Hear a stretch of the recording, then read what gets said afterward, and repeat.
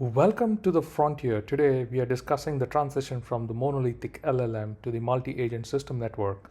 For years, the industry focused on the left side of this diagram, a single massive weights and biases block that tries to do everything, retrieval, reasoning, and generation in one forward pass.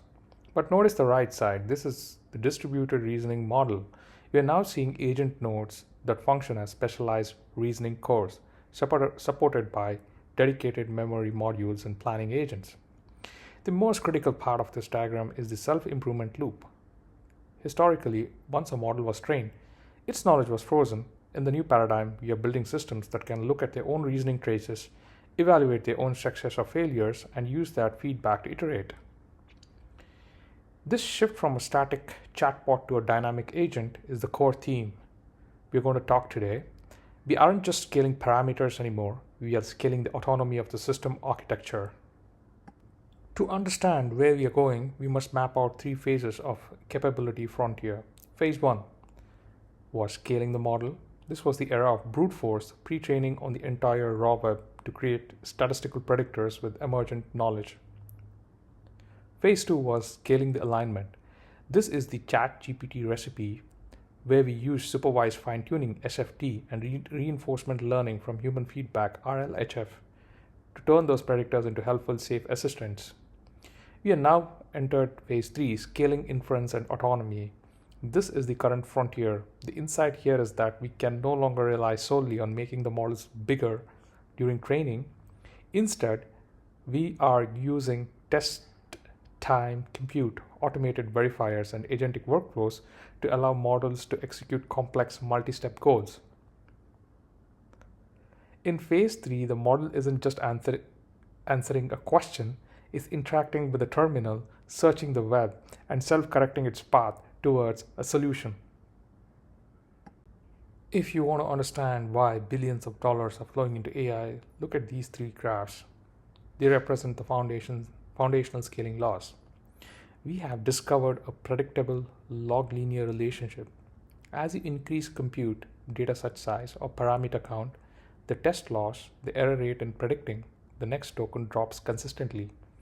This was the foundation of the industry's trajectory from BERT at 340 million parameters to GPT-4, which is estimated to have the parameters in trillions. However, we are starting to hit a saturation point. In the traditional scaling, we have nearly exhausted the high-quality text data on the internet. This is why the industry is shifting focus. We are realizing that while we can't easily find 10x more data, we can find 10x more compute to use during the inference phase. The goal now is to see if we can achieve the same loss reduction by letting a smaller model think longer than just building a larger model. Why do we care about size? Because of the emergent behaviors. Below a certain critical parameter scale, model exists in a failure zone. They are effectively statistical parrots that cannot perform few-shot learning or solve complex puzzles. But as we scale, we hit the unlock zone. Suddenly, capabilities like zero-shot translation, English to French, appear without the model ever being specifically trained for that task. The most significant unlock is the chain of thought threshold. Smaller models like Lambda 8 billion parameter or GTP 7 billion parameter actually don't benefit from being asked to show their work. It sometimes makes them perform worse, but once you hit a certain scale, the model gains the ability to leverage intermediate reasoning steps to solve math and word unscrambling tasks. This tells us that reasoning is an emergent property of scale, and our job is to figure out how to elect that reasoning more reliably. Now, for all of us who are new to the LLM world, a very important question arises. How did we get from a raw model to a ChatGPT? It's a three-stage pipeline. Stage 1 is pre-training on the web's raw data to gain world knowledge. But a pre-trained model has no values. It doesn't know right from the wrong. Stage 2 is supervised fine-tuning. We give the model thousands of high-quality curated Q&A pairs to teach it helpful instructions following a persona. Finally, stage 3 is RLHF, or reinforcement learning from human feedback. This is the most expensive and crucial step. Humans rate various model outputs, and we use those ratings to align the model with human safety and specificity expectations. This pipeline turns a statistical parrot into a safe chatbot, but it is still fundamentally a passive system. It waits for a prompt and gives an answer. In the next slides, we'll see how we move past this passivity.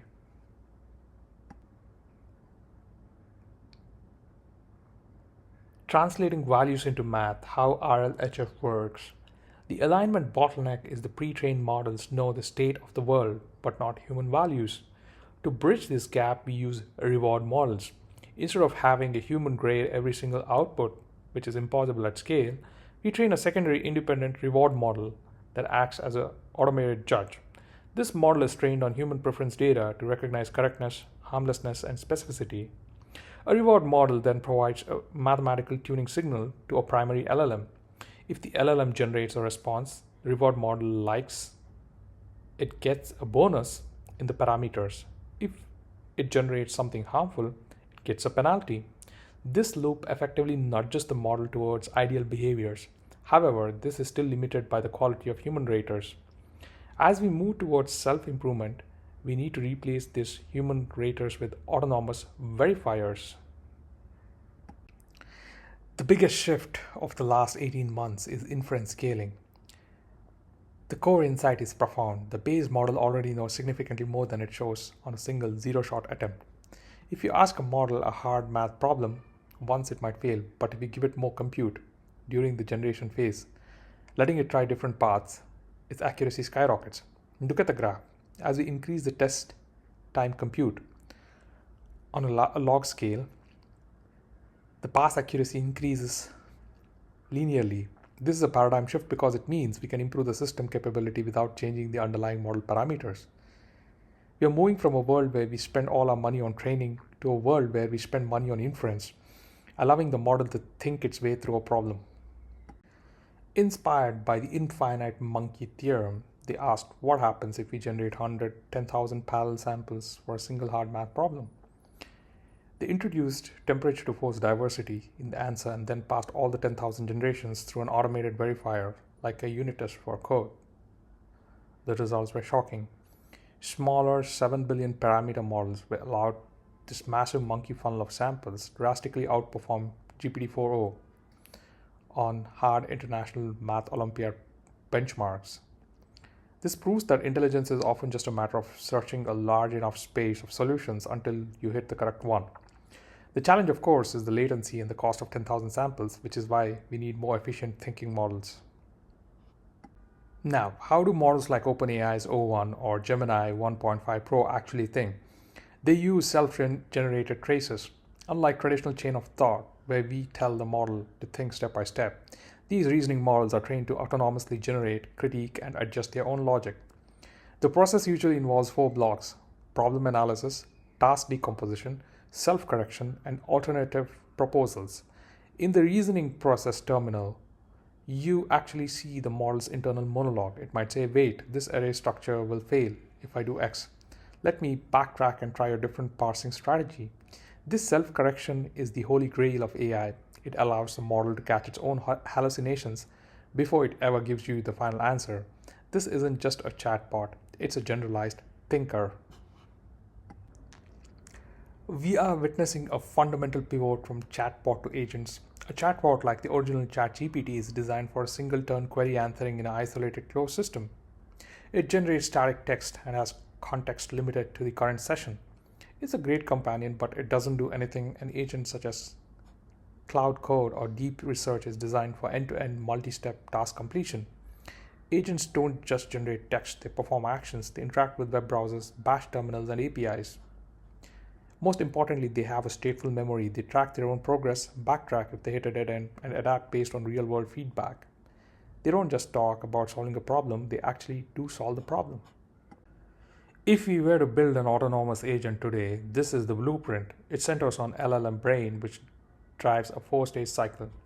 First is goal clarification, taking a vague user intent like fix this bug and decoding it into actionable metrics. Next is planning, decomposing the goal into sequence of subtasks. Then comes tool execution. The brain interacts with the environment, searching for the web or running a Python script. Finally, the feedback loop. The agent evaluates the output of its tools, self-corrects and adjusts the plan. This loop continues until the goal is verified as complete. This architecture allows the model to handle tasks that are too complex for a single prompt. So, in production, how do we build agentic workflows? In production, we use 4 primary patterns to orchestrate these agents. Prompt chaining is for linear, predictable tasks. Step A leads to step B, and step C, and so on and so forth. Routing uses a decision point to send a query to a different specialized models based on complexity. Parallelization is what powers deep research, running multiple LLM calls simultaneously to query different keywords and then aggregate the results. The most advanced pattern is the orchestrator worker. Here, a central LLM manager does all the high-level planning and delegates specific subtasks to specialized worker LLMs. This is how the complex coding agents work. One model plans the migration while others execute code changes and run the tests. These workflows are how we overcome the reliability issues of a single LLM. This slide identifies the single biggest hurdle in AI today, the generator-verifier gap.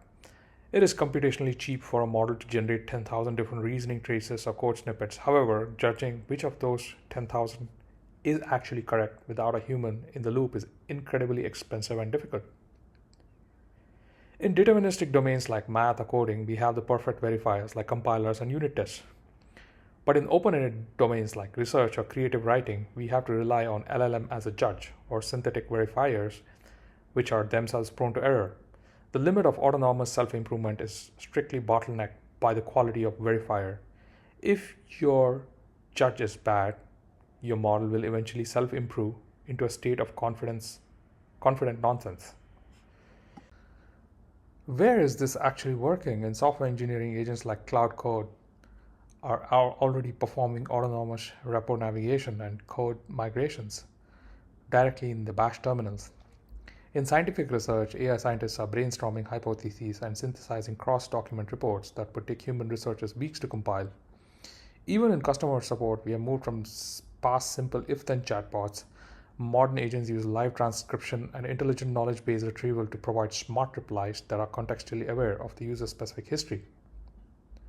These agents are no longer just prototypes, they are becoming the operating system of modern enterprise productivity. Conclusion of Lesson 1. AI agents are showing promise and are increasingly being deployed in production roles like software engineering and research. A critical challenge remains in the generator-verifier gap, where judging correctness is significantly harder than generation, especially in open-ended domains, unlike software. The pace of future autonomous self-improvement is strictly bottlenecked by the development of robust verification capabilities and reward signals. Thank you for being till the end. We'll have more series in the LLM agentic world. This is the first of its kind. Another 8 will be on its way. So, see you soon in the next session.